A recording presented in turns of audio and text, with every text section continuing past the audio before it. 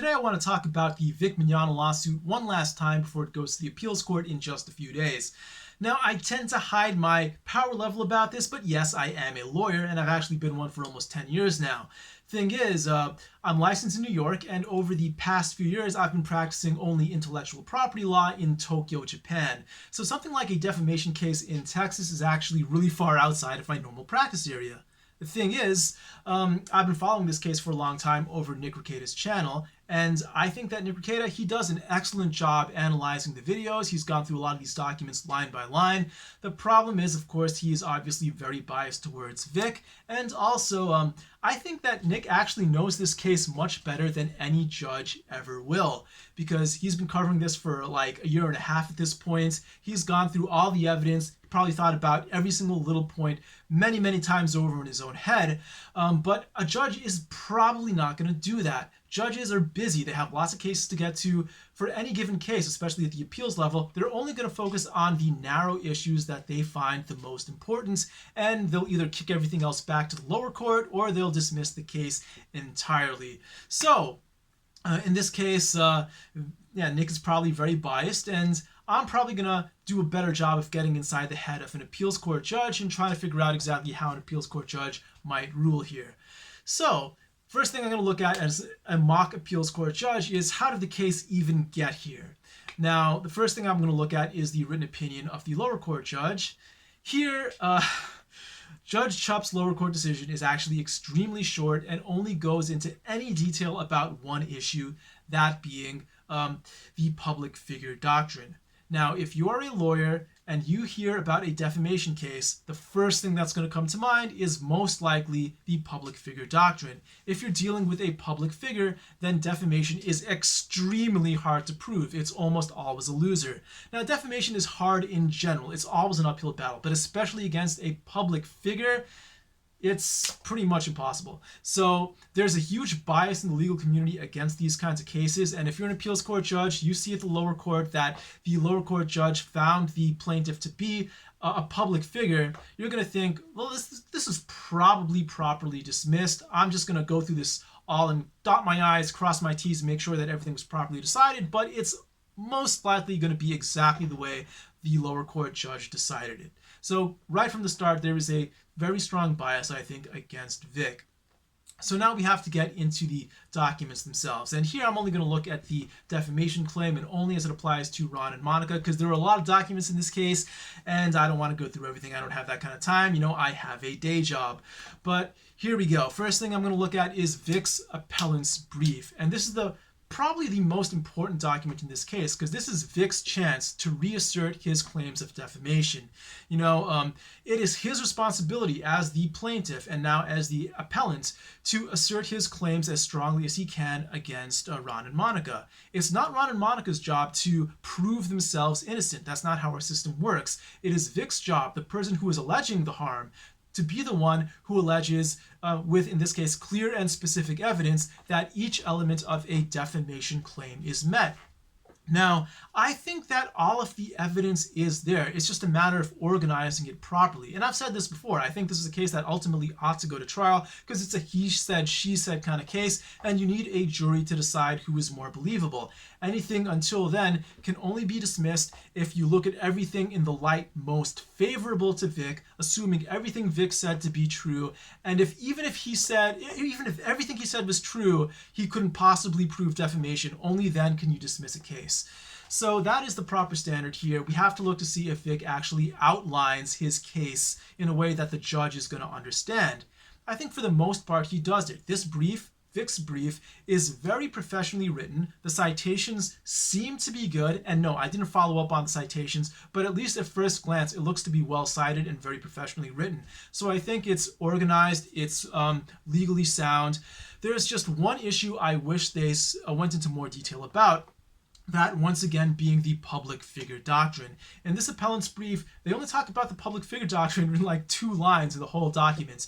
And if at the lower court that was one of the main issues for dismissing the case, and that is like the presumption among lawyers that when you're dealing with a public figure, defamation is basically impossible, that is something you want to devote a lot of time to. So what I think he should have done is really devoted more time to that in his appellant's brief. But otherwise, it looks very good. I think all the facts are there. They're reasonably well organized and well cited. So if the judge actually follows up on the citations and looks to see if those citations properly support Vic's legal arguments, I think Vic has done what he had to do for his appellant's brief.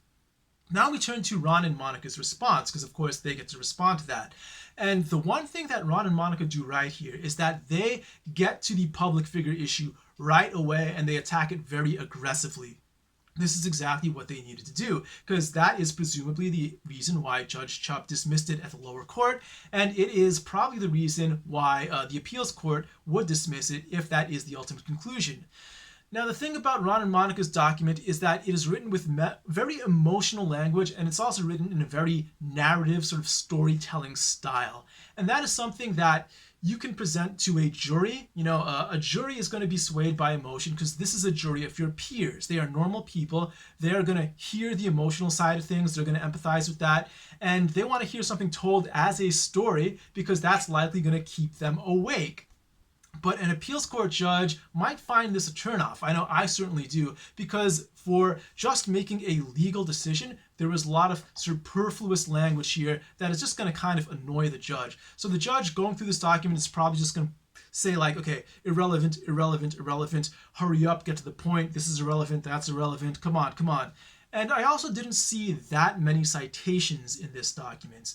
Now, the number of citations doesn't necessarily mean that the quality of the citations is bad. But generally speaking, when you're writing a legal document, you're going to put a lot of citations in there because that is how the law is decided. How do you solve the current case? By looking at previous cases and figuring out how those cases might match up to the current one. So you want to throw in a lot of citations. I didn't see a lot of that here, and I didn't see a lot of citations to the record.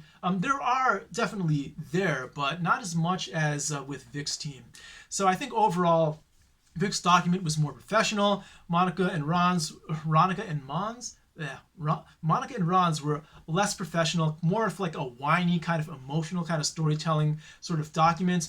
But overall, I think they attacked the one issue that they really need to get to, the public figure doctrine, very well.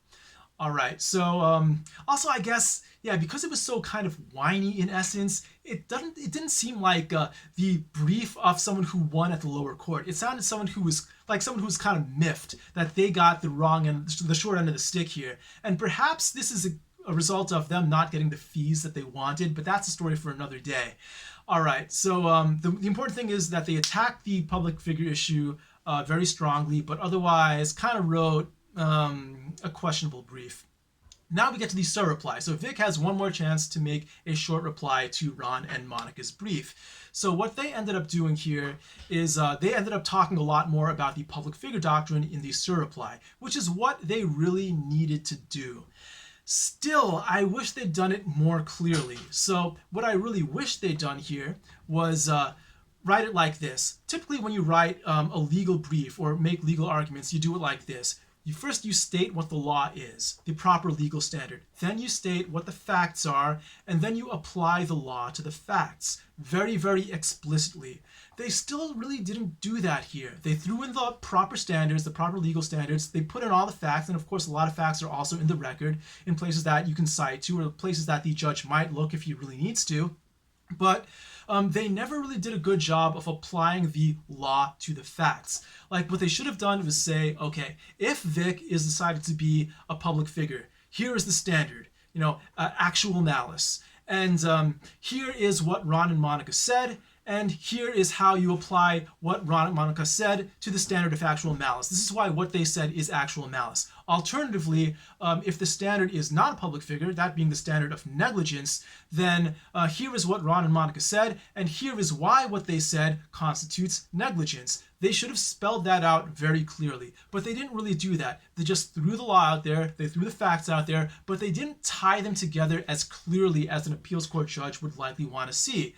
And of course, the judge is still very capable of putting the facts and the law together as he sees fit.